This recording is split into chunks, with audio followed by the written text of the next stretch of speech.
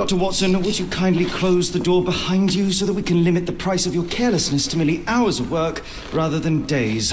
My apologies, Mr. Holmes. I found myself rather taken aback.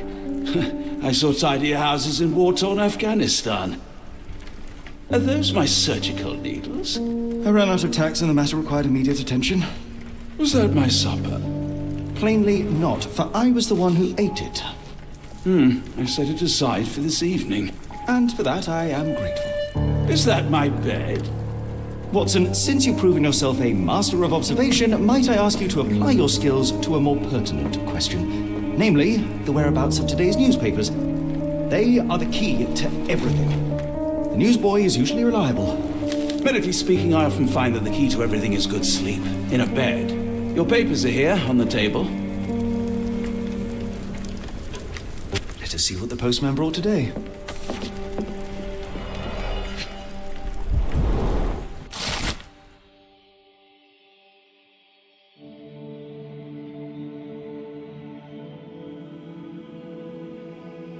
Local gossip, all of it uninteresting.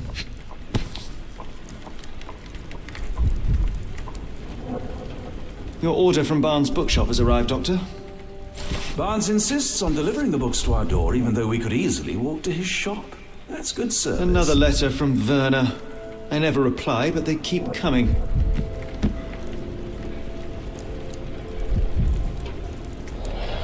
I don't see the Strand. Where is it? Pardon me? I am on the precipice of uncovering a pattern of crime across London spanning many months and involving many men. The missing paper cannot be a coincidence. That's preposterous.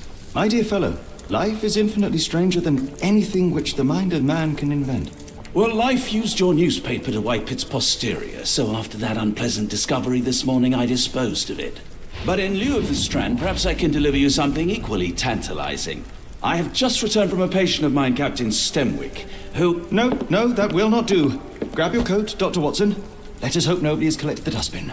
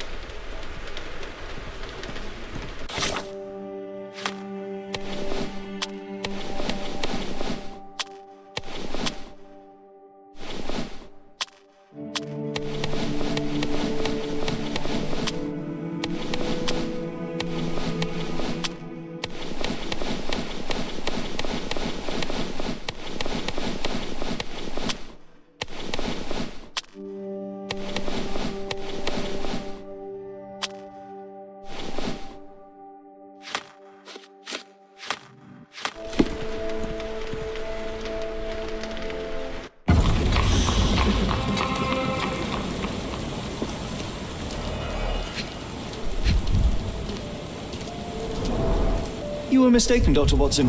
The paper was indeed dirtied, but not how you implied. It's potting soil.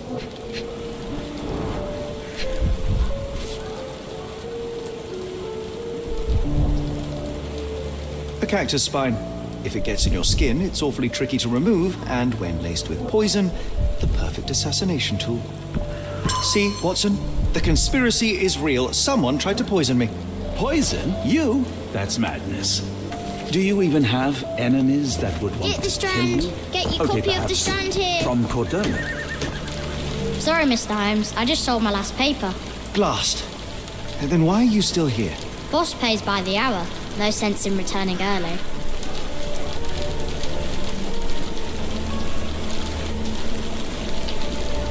You're a bright child. I presume you see everything that goes on around here? Nothing gets past me, mister. Then tell me, did you notice anyone suspicious at my door this morning? Like the man with your newspaper? Precisely. What do you know? I know the value of a shilling. Dr. Watson, Sure, now I can take the day off.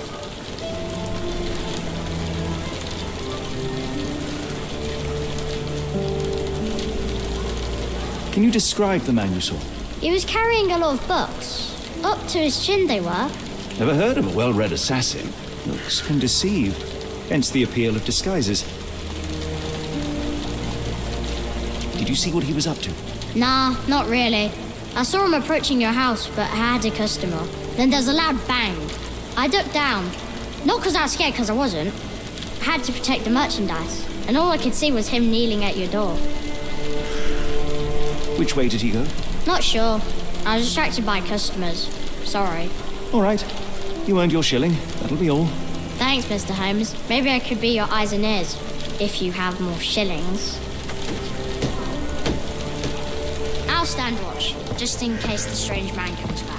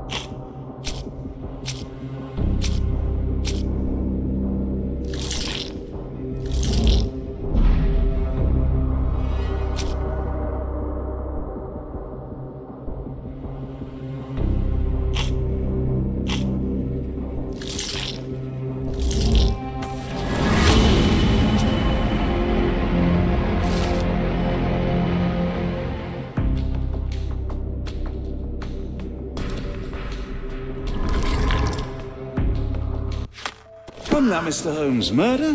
Yes, Barnes has his quirks, but he also has his scruples. Not every pawn knows it's part of a game. How about that vocal fellow? He seems rather obsessed with you. Would he do something like this?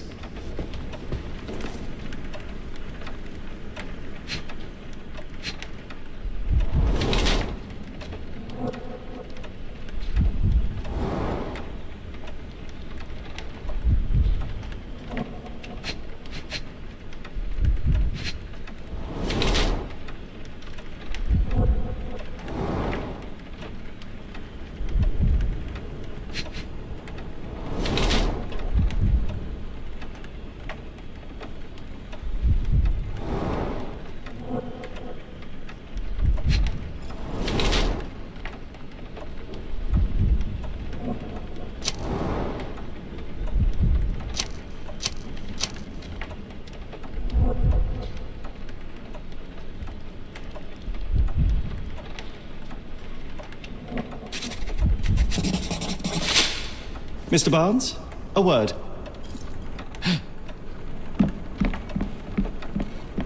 Ah, for goodness sake.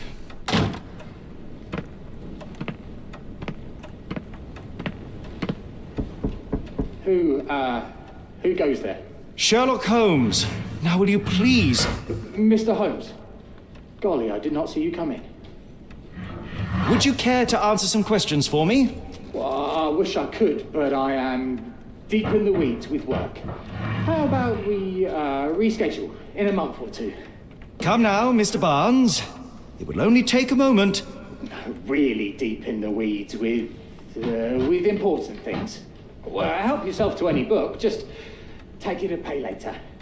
I trust you, Mr. Holmes. Barnes doesn't seem like himself. Why is he acting this way? You're asking the right questions, Doctor. Let's find a way to coax him out. Apologies, but I can't hear you. So, Barnes has a dog now. Who's a good boy?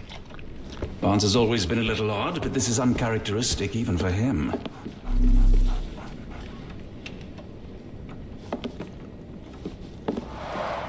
The ladder is broken, recently, judging by the freshness of the wood.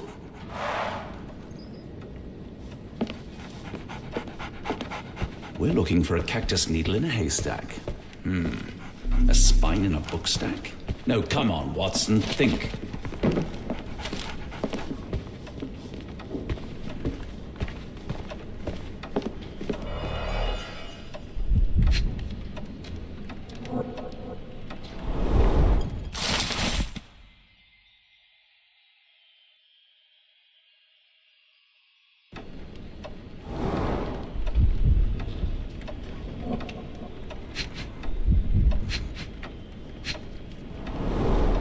Basics of cryptoanalysis, cryptography in Egypt. It appears Barnes has an interesting hobby.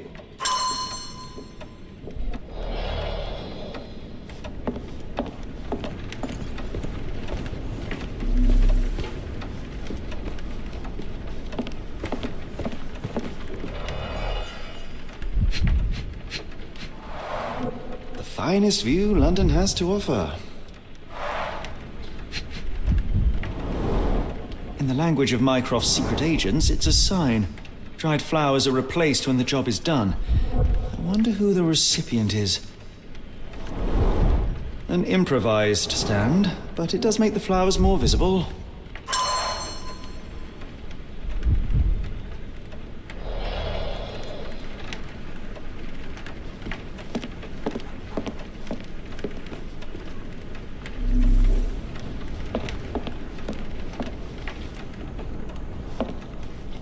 I like bookshops. One of the few spots in London where you are shunned for making a racket.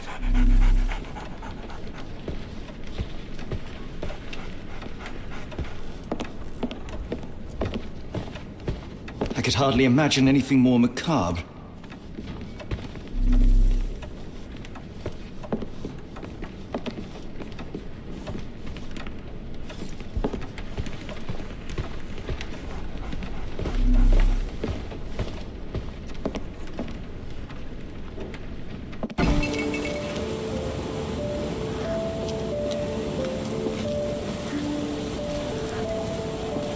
Didn't you once tell me that answers usually lie in plain sight?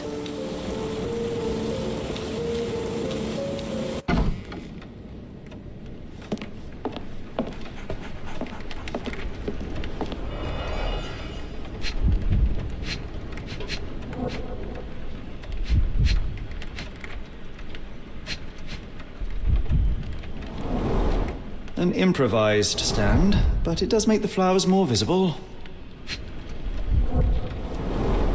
An improvised stand, but it does make the flowers more visible. In the language of Mycroft's secret agents, it's a sign. Dried flowers are replaced when the job is done. I wonder who the recipient is. An improvised stand, but it does make the flowers more visible.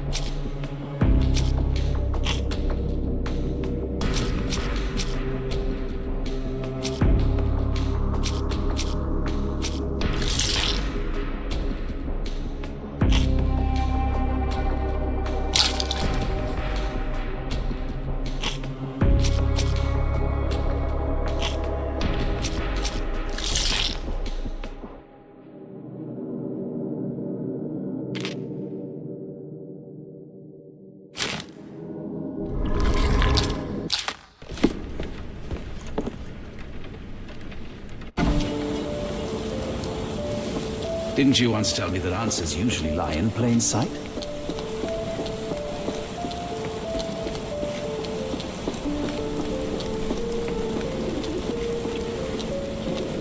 Hello there. What's your name? Weather is Lily. I know, not very original. I should have worn something warmer. People don't tend to come out for flowers when it rains. Perhaps I should try selling door to door.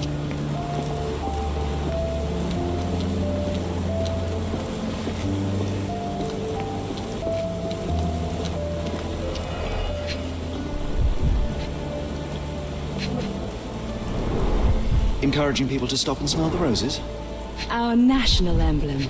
God save the Queen. It must take patience and care to produce a bloom so beautiful. I imagine so. I merely sell them.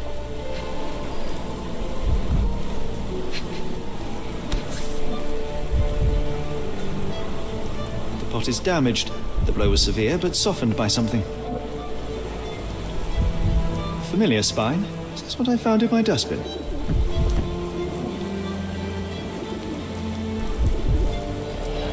Anything tickle your fancy, Mr. Holmes?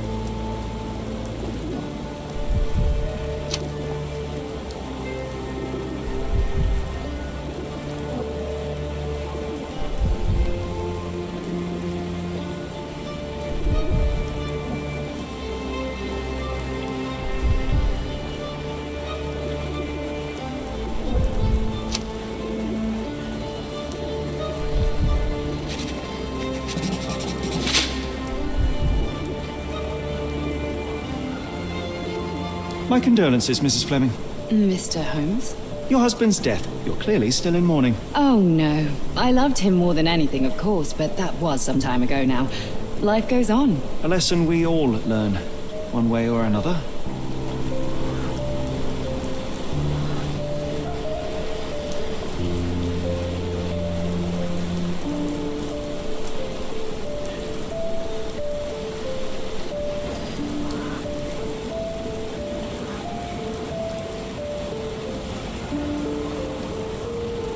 I'll be off.